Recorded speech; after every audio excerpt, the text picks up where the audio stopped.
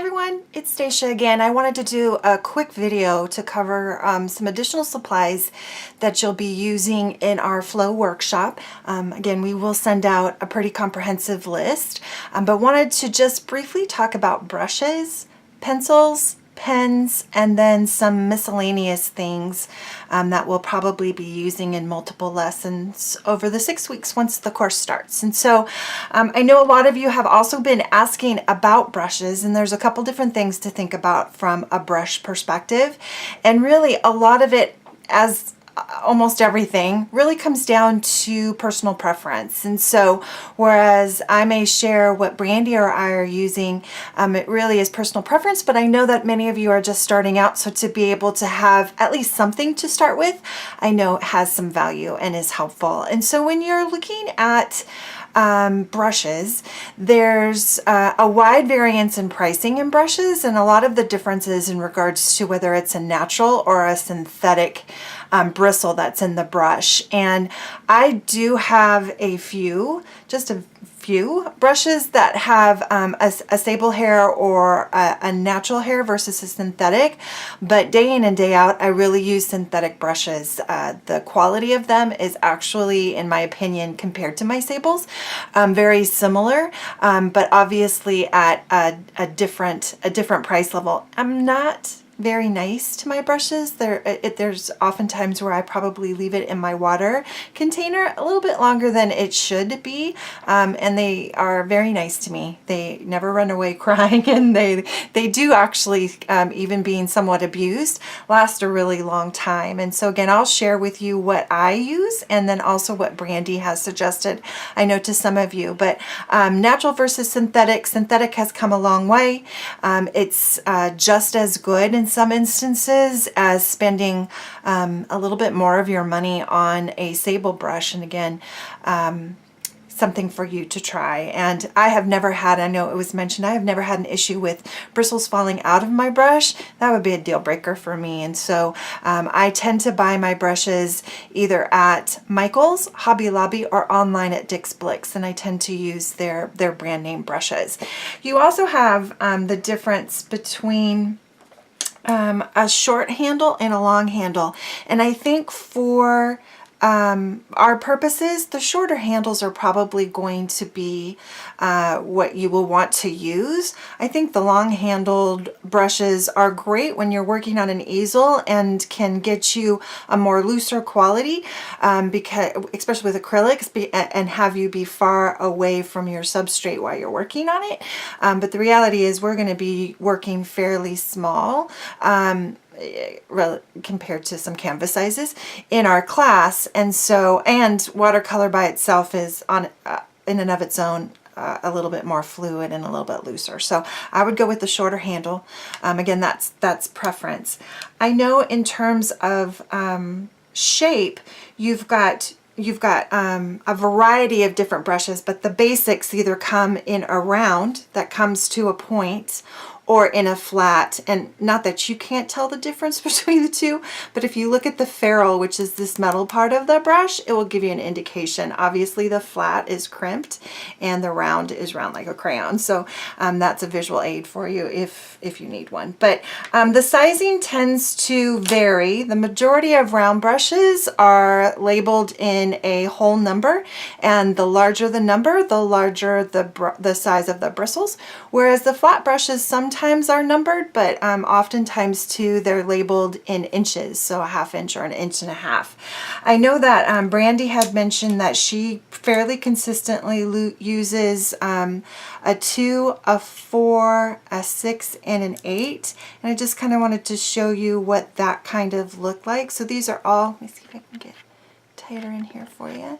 These are all round brushes, 2, 4, 6, and 8. And I would like to tell you that it's fairly universal. It's not as universal as you would expect it to be, but don't let that bother you. What I also use, and you've seen maybe in some of my videos already, I do use a very small liner brush in order to get some of the detail when I'm working really small, or I just want a dab of color, but you can get that with your 2, 4, 6, or 8. And then I do also have a larger size. This is a 10, that if I'm working in larger areas or for backgrounds, you have a larger brush to work with, and you kind of can get some smoother variations than trying to fill a larger area with a smaller size brush. So those are the round brushes. Some watercolor artists I know have an affinity for a flat brush. I tend to use flat brushes for acrylics, but I did just want to call this out too. I have used the same brush for both acrylic and for watercolor, but if you can avoid that, I would. The reason being is that acrylic tends, not only in the paint itself, but also in the application of that paint, tends to be a little bit tougher on the brush than watercolor is. So I've got this flat that I've only used for watercolor, and I'm turning on the side so you can see that it keeps its shape. This particular flat brush I've used for acrylics, and so you can see that it takes a little bit more beating at the end of the bristle, and then it eventually affects to the base of the bristles where it meets the ferrule, and so it starts to fray.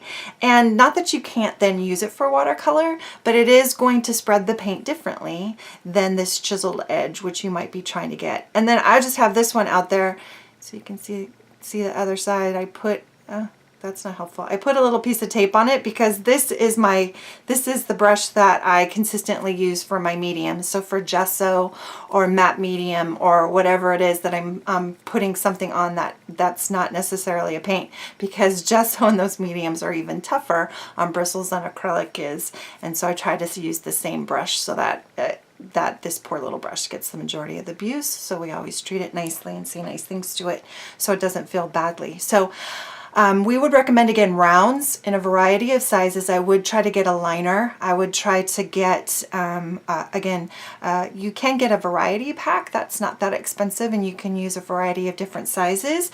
But once you start to really kind of, further your love for watercolor, there's a variety of different sizes and styles of brushes that you can get from mops and filberts and daggers and whatnot. But for our class, especially for those of you who are just starting your relationship with watercolor, just go for the rounds and in a variety of sizes. Even if you can only get a liner, a 4 or 6, and then maybe a 10, so that you have a really small, a medium, and a bigger one that will help you through it. I'm looking for where I put my other pencil. Okay, so I use a lot of pencils in my work, and the two that I use most often are the Papermate, which is a 0.5, and then the Pilot, which is a 0.3. I like the variation in line, and there's often times where my pencil work is confused or identified as pen, but it's not. And by being able to vary the lines and the depth of the lines and the number of times you go over the lines, that's how you get it. So in my lessons, we will, you could get away with not getting the 03, but if you're going to be going to Jet Pens to get some other supplies, I would really encourage you. It's I think I want to say it's like $3.75 or $4, but I could be fibbing. I know it's not that expensive, but the Papermate, the 05, there's many times where I'll only use an 05, an entire piece, and you can get these in a 3-pack at Target or pretty much even your grocery store. But this 03 you do have to order, or I can only find it online at Jet Pens. Then we also have the pens. Tend not to use like a Pitt pen or a normal pen. With watercolor, I do use pencil only, but do like the Posca pens, the white Posca pens, and this is a fine, or it's a 0.07 tip, and we'll use the both Brandy and I will use the Posca pens often for highlights and detail and whatnot. And the nice thing about the Posca pens is it rolls over the watercolor without necessarily picking up the color of the watercolor underneath it, which is really kind of rare. And the Posca pens work really well even on a textured paper, on a textured surface, without skipping, which is really nice. Also from an eraser perspective, I've got two different erasers that I use. I use the kneaded eraser. The nice thing about a kneaded eraser is that obviously it doesn't leave any eraser crumbs on your paper, so you're not having to flick something away, which if you've got pencil work, sometimes you'll note that you smear your pencil or you mess up your line. And so it's nice when you've got a lot of pencil work already down to have the kneaded eraser, because you won't have to flick anything away. And then this is a Tombow Mono Zero. It's a teeny tiny eraser, so it helps me with really fine lines. I also get this on jet pens, and this is it's a small rectangular one. It's like one of the smallest that they offer. And so if you are going to make a trip, a virtual trip online to jet pens, you can get the Tombow. It's a 2.3 eraser in the rectangle, the fine or super fine white Posca pen, and then the 0.3 Pilot, it's called an Air Blanc pencil. Again, flexible. It's not absolutely necessary, but you'll see us using these items in the lesson. So I wanted you to know exactly where those are coming from. So in regards to other aspects of supplies, you do want to have some sort of board, whether that is, this is just a big plexi plate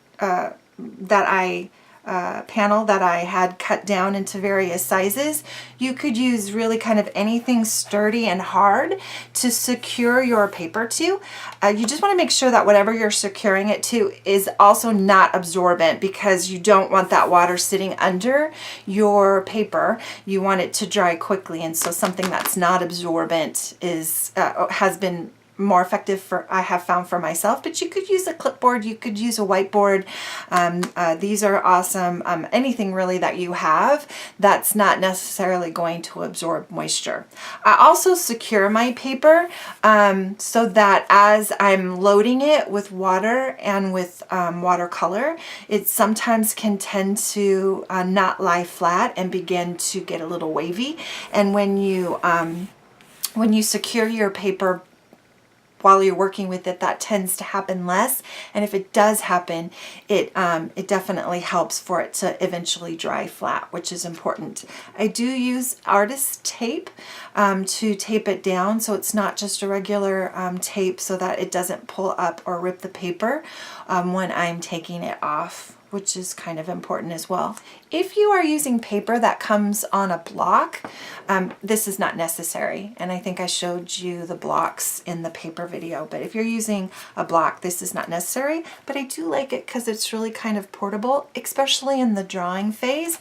You can take it with you. If you're leaving and want to bring it with you, you can do that. If you want to go listen to TV, because you're not going to watch TV, but listen to TV while you're doing your drawing, having it secured on a portable piece like this, I think is really, really helpful. We also are going to be using water bottles, and then table salt. I actually think this is margarita salt, but it's whatever you might have in your kitchen. But the spray bottles are great for activating your palette of watercolor, and then also can be used as technique when you're actually painting. And then salt also gives a great effect, and we'll learn a little bit more about that obviously when we get into our lessons. The other thing that I almost always have, even though I think I kind of have the color wheel semi-ingrained in my brain, I do have a color wheel on my desk. It's we're going to work a lot in weeks 2 and 3 with color and playing with color and learning a little bit more about color. But to have a color wheel near you can give you inspiration, and also just as a great partner to you creating some amazing pieces. So I would suggest even the most simple of color wheels to pick up, which would be fantastic, and I think something that you would use consistently throughout your journey. I also will use deli paper, and where it's not necessary to order deli paper, I got mine through Amazon.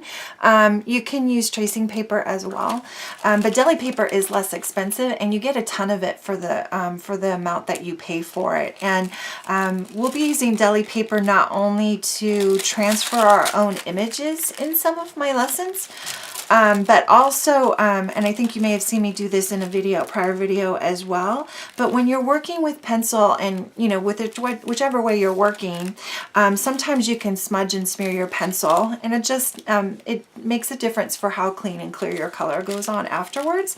And so sometimes when I'm working in something really detailed, I will lay down my deli paper so that I can work over other areas and not disrupt whatever has already been drawn. So deli paper could be a good option for you as well. And so did just want to share a little bit about some of, again, the key basics. So I think now we've gone over paper, brushes, pencils, some additional small interesting pieces that you might need.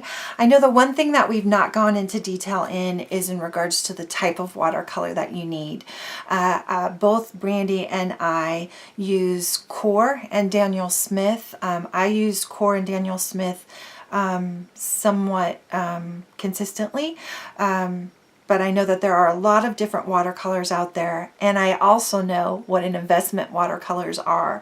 So I will say get the best watercolor that you can afford. We'll talk throughout the 6 weeks in regards to why certain watercolors react in a different way. In week 1, we'll be playing with whatever watercolors you have to identify the properties of whatever watercolors you have. So which ones are granulating or staining, which ones are opaque or transparent. And so I'm not going to do a video so much on which kind of watercolor you should get, but we will be doing videos in our week 1 lesson of playing with your watercolors to identify the way that they act and react on your paper, and what's the right ratio of water based on what it is that you're trying to look at. So please go ahead and purchase whichever watercolors are most friendly to your wallet at this point.